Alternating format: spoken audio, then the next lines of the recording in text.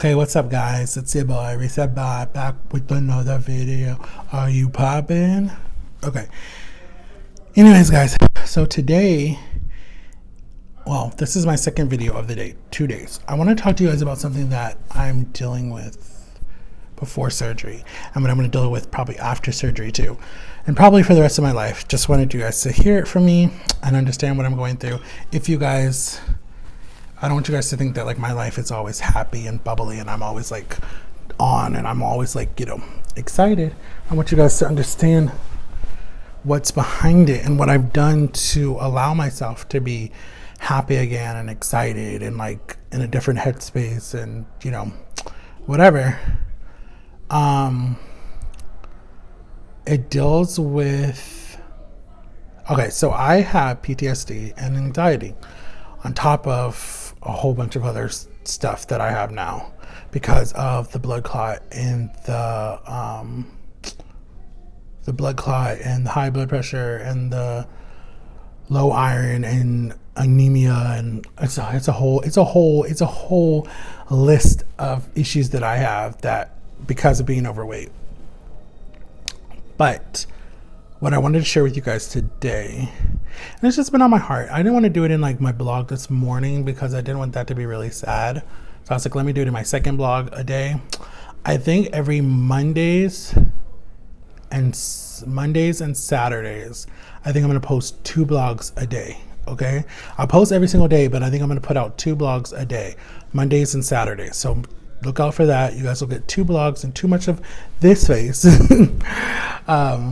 So make sure you guys like watch that. Make sure your notifications are turned on so you know every day I post.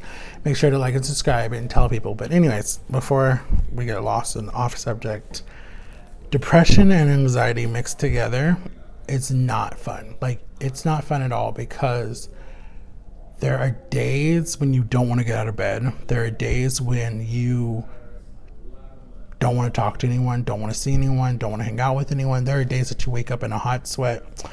There are days that you wake up from crying, when you literally wake yourself up from crying. There are days where you feel like you will have nightmares of like no one being able to hear you around you, or running down a dark hallway trying to get to like the light, but you can't get to the light on the other side of the door. There are just times that you go through so much.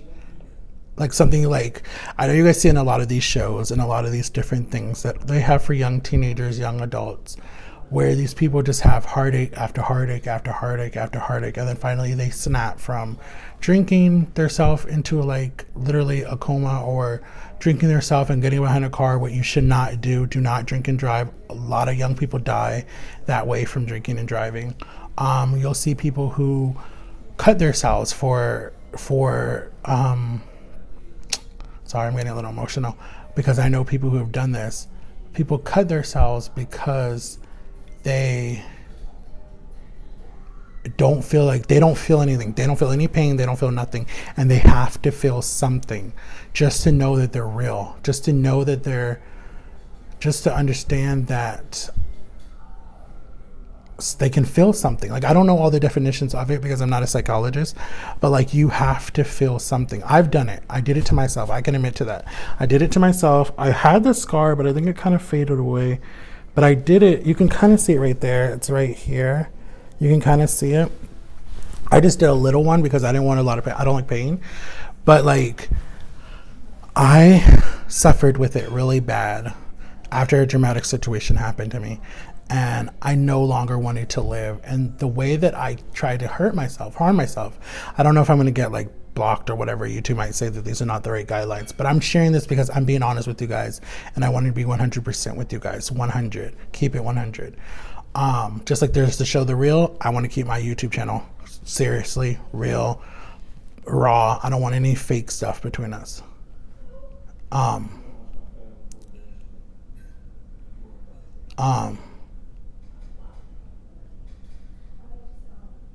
It is a serious thing, guys.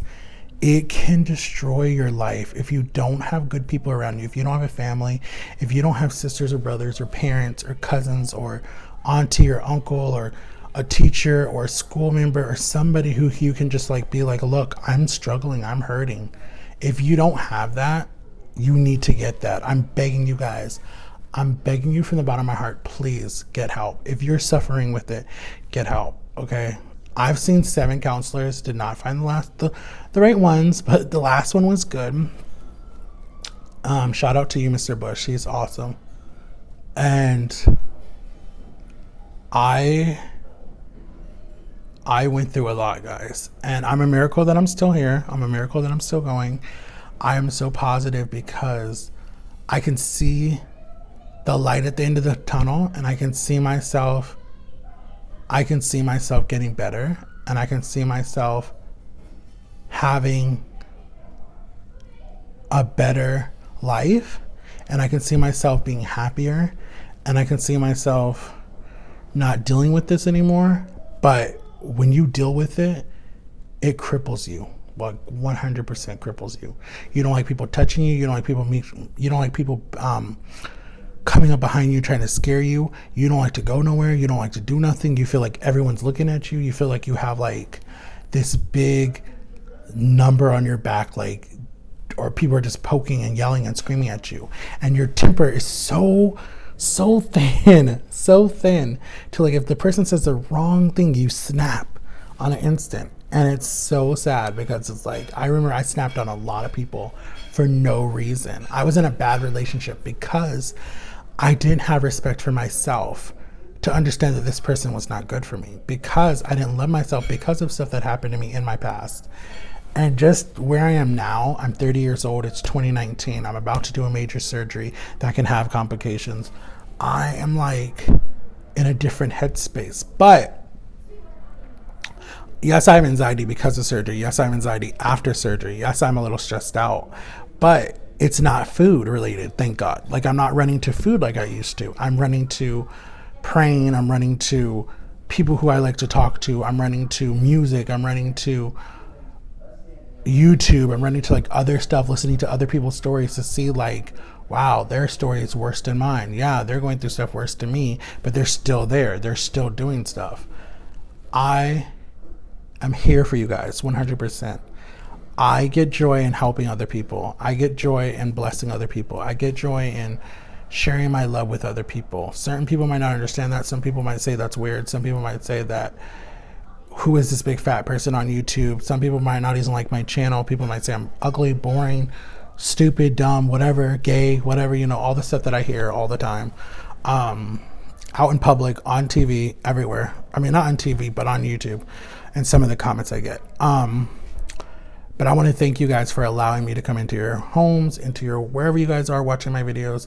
I love you guys for that. That means a lot to me, guys, because you guys have taken, like I always say before, someone who was shy, someone who was like not open. I wasn't shy, but I was just not open to come on here and come in front of my camera and speak his mind, tell you how he feels.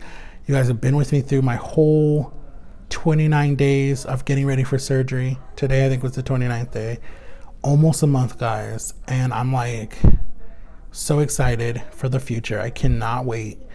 And just get help if you guys are dealing with depression, because it is really sad if you stay in your own corner and don't deal with it. And that's when people make attempts. That's when people do stuff to themselves. That's when people harm themselves, because they do not reach out to anybody and try to help anybody or get help on their own. Me, I turned to food. That's why I was 619 pounds. I was eating my frustration. I was eating my anger. I was eating my, this person called me a name. Okay, I'm gonna eat me a bag of chips. This person looked at me wrong. Okay, I'm gonna eat me a hamburger. I'm gonna eat me some French fries. I knew when to stop. I knew my cutoff, but I didn't care. I did not care. And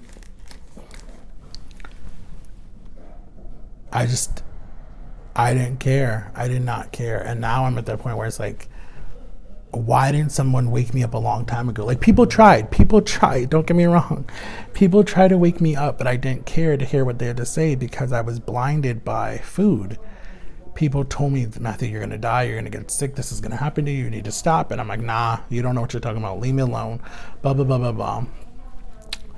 Listen to whoever's in your corner. If it's your mom, if it's your dad, if it's your sister, if it's your brother, if it's your cousin, if it's your girlfriend, boyfriend, your teacher, your pastor, your youth pastor, your favorite YouTuber, whoever is telling you to wake up and take chances and do stuff with your life, then do it. You know, don't sit there and be like, oh, whatever, and just go do what you want to do, because you guys are going to end up sick, or you guys are going to end up gone, and it's going to be sad, because it's the one person that, you know, everyone has a purpose, and God put you on this earth for something. And I feel like mine is to share my love with you guys.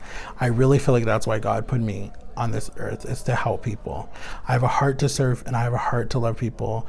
And if it doesn't get me anywhere, okay, at least God knows that I cared enough about people, you know?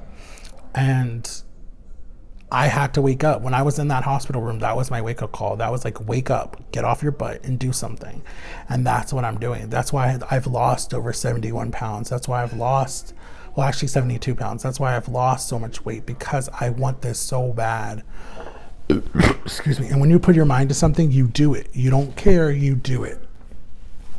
And if you've hurt anybody, or if anyone's hurt you, there was something that T.B. Jakes, the pastor, said in one of his sermons. He said, if someone hurt you or someone did something wrong to you, you're still allowing them to have a control over your life. You have to forgive them. I literally broke down and was sobbing and was shaking, because I let go of anyone who ever did me wrong. And a lot of people have done me wrong, but I forgave them. This was like 2011. And I am like, I forgive quickly. I never hold on to stuff. I forgive you no matter who you are. I forgive you. I remember one of my youth pastors used me in a sermon one morning, or one Sunday. He said, you all, because my nickname was Biggie. So they're like, you all know Biggie, Matt, whatever. He is the most forgiving person that I've ever seen in my whole life. And this guy was like 45 years old, whatever, and just saw me forgive so many friendships and so many people that have hurt me when I was at the church over the 4 or 5 years that I was at the church and a part of the youth group, seeing how forgiving I was. And when he used me in that sermon, I'm sitting there, I'm like, why he bring up my name? What did I do? And then he just like made me stand and was just like, why are you so forgiving? I'm just like, because I treat people the way I want to be treated. If I make a mistake, I want you to forgive me. If I mess up, I want you to forgive me. So all I'm trying to say is just forgive people, and God will bless you when you get to heaven. And you know, my blessings will be when I go to heaven. And I'm telling you guys, I want to write books. I want to make movies. I want to do stuff to help people. I want to share the love with the world and make the world a better place. We're all sad right now. Stuff keeps happening. Tragedies keep happening. We need to share the love. We need to wake up. I feel like if a lot of people would do that, who are on social media, would share the love instead of being all up in their business and their issues and who they're dating and what they're wearing and what they're driving and what houses they live in, and get back to what YouTube was in the beginning, I think YouTube would be such a better place. I really do. But that's just my opinion. Maybe that's why no one likes me. That's why my numbers are not big. But it's okay. It's fine. It's coming. So anyways, guys, I love you so much. Thank you for watching my second video. And make sure to like, turn on my notifications, and know every day I post, and tell someone about my channel, and make sure to just show some love. And if you're dealing with anxiety or depression, get help, guys. And there's a 1-800 hotline for suicide prevention. I think that's how you say it. So if you guys are dealing with anything, and I'm here for you guys, leave me a comment, hit me up, whatever you guys want to talk about, I'm here for you. All right, peace. I always do this. Peace. Sorry, guys. Bye.